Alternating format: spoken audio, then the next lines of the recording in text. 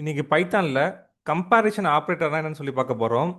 இந்த comparison operator எங்கே use பண்ணுவோம் அப்படின்னா, ஒரு வேல்யூவை பற்றி நான் இன்னொரு வேல்யூவோட கம்பேர் பண்ணும்போது அது பெருசா இல்லை சின்னதா இல்லை அது ஈக்குவலாக இருக்கா அப்படிங்கிறத பற்றி நான் செக் பண்ணுறதுக்காக யூஸ் பண்ணுவோம். இப்போது நான் பிரிண்ட்டில் பார்த்தீங்கன்னா ஏ ஈக்குவல் டு பியான்னு கேட்குறேன்.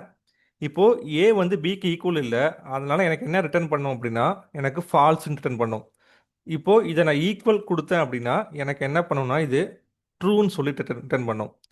இப்போது இந்த நம்ம கொடுக்குற கண்டிஷன் பார்த்தீங்கன்னா கரெக்டாக இருந்துச்சு அப்படின்னா நமக்கு ட்ரூ வரும், தப்பாக இருந்துச்சுன்னா ஃபால்ஸ் வரும். இப்போது நான் கிரேட்டர் தென் கொடுக்குறேன். இப்போ நான் என்ன கேட்டிருக்கேன் அப்படின்னா ஏ கிரேட்டர் தென் பியான்னு சொல்லி கேட்டிருக்கேன். இப்போது எனக்கு என்ன வந்திருக்குன்னா ட்ரூ வந்திருக்கு. ஏன்னா இப்போது இது கிரேட்டர் தென் கிடையாது, ஆனால் என்னது ஈக்குவல். இப்போது இதை எரேஸ் பண்ணிட்டேன் அப்படின்னா இது என்ன ஆகும் அப்படின்னா எனக்கு ஃபால்ஸ் வந்துடும். ஏன்னா இது ஈக்குவலாக இருக்குது, இதோட பெருசாக இல்லை. இப்போ ஏதோ ஒரு வேல்யூ பார்த்தீங்கன்னா பெருசாக இருந்தால் தான் என்ன பண்ணும் அப்படின்னா எனக்கு அது ட்ரூ ரிட்டர்ன் பண்ணும்.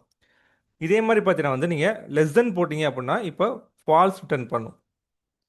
ஸோ இந்த மாதிரி ஈக்குவல், நாட் ஈக்குவல், அப்புறம் இந்த greater than, less than use பண்ணி பார்த்தீங்கன்னா ஒரு வேல்யூ அதோட பெருசாக இருக்கா இல்லை சின்னதாக இருக்கான்னு சொல்லி நம்மளால் கண்டுபிடிக்க முடியும். ஸோ இந்த மாதிரி பைத்தான் ப்ரோக்ராம்ஸ்லாம் நீங்கள் தெரிஞ்சுக்கணும்னு வச்சிங்கன்னா நம்ம சேனலை மறக்காமல் ஃபாலோ பண்ணுங்கள். கீழே வாட்ஸ்அப் குரூப்பில் பார்த்தீங்கன்னா லிங்க் இருக்குது. ஸோ அதில் ஜாயின் பண்ணிக்கோங்க.